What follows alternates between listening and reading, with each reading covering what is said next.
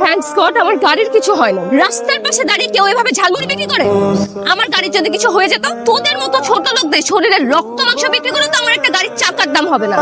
আর যদি কোনোদিন দেখি রাস্তার পাশে দাঁড়িয়ে এভাবে ঝালমুড়ি বিক্রি করিস, একদম জানে মেরে ফেলবো। দাঁড়ান মেম সাহেব, আমাদের মতো গরিব ছোট লোকদের সারা শরীরের রক্ত বেচলে যেমন আপনার গাড়ির একটা চাকার দাম হবে না, তেমনি আমার বাবা যদি আজকে ঝালমুড়ি বিক্রি না করে তাহলে রাতে আমাদের পেটে খাবার জুটবে। আপনি আপনার গাড়ি দিয়ে আমার বাবার ঝালমুড়ির দোকান উড়াই দিচ্ছেন, এখন আপনি আমার বাবাকে জরিমানা দিয়ে তারপর এখান থেকে যাবেন। জরিমানা দেন। ছোট লোকের বাচ্চা, তোর এত বড় সাহস, তুই আমার কাছে জরিমানা চাস? তুই জানিস আমি কে? আপনি যেই হন না কেন তাতে আমার কিচ্ছু যায় আসে না।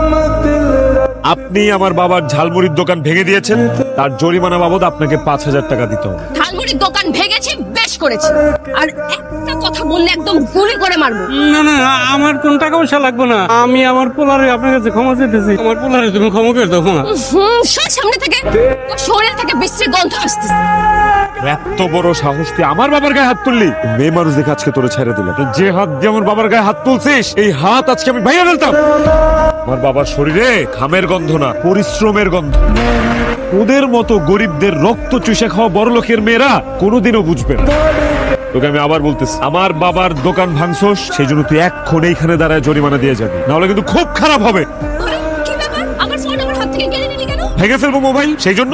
মানে আমার ফোন ভেঙো না। দেখো আমার ফোনে অনেক জরুরি ডকুমেন্ট আর নাম্বার আছে। এখানে ৫,০০০ টাকা আছে, এই টাকাটা রাখো আর আমার ফোন ফেরত দাও। এইবার আমার বাবার সাথে যে তুই বেয়াদবি করছিস সেটার জন্য ক্ষমা চা। ইম্পসিবল, এই লোকের কাছে আমি কোনোদিনই ক্ষমা চাবো না। না না, আমার কিছু ক্ষমা চাওয়া লাগবে না। তুই মোবাইল ফেরত দে। না না বাবা, ও তোমার সাথে বেয়াদবি করছে। ও যতক্ষণ তোমার কাছে ক্ষমা না চাবে ততক্ষণ পর্যন্ত এই মোবাইল ওরা আমি দিব না। এই দাঁড়াচ্ছিস কেন? ক্ষমা চা, নাইলে কিন্তু। এই ফোন ভেঙো না। আচ্ছা দেখেন আঙ্কেল, আপনি আমাকে ক্ষমা করে দিন। I am sorry. তুই এভাবে রেগে আছিস কেন মা? পাশের জিনিসপত্র কেন ভাঙছিস বল? ড্যাডি, আমার পায়ের রক্ত মাথায় উঠে গেছে, রাগে আমার শরীর ফেটে যাচ্ছে। মনে হচ্ছে এবারে যা কিছু আছে সবকিছু ভেঙে আমি চুরমার করে ফেলি। আরে বাবা, কেন রেগে আছিস সেই কথা বলবি তো, নাহলে আমি বুঝবো কেমন করে? ড্যাড, আমি জীবনে কোনোদিন এভাবে অপমান হয়নি। আজকে রাস্তার একটা ছোট লোক ছিল আমাকে যেভাবে অপমান করেছে।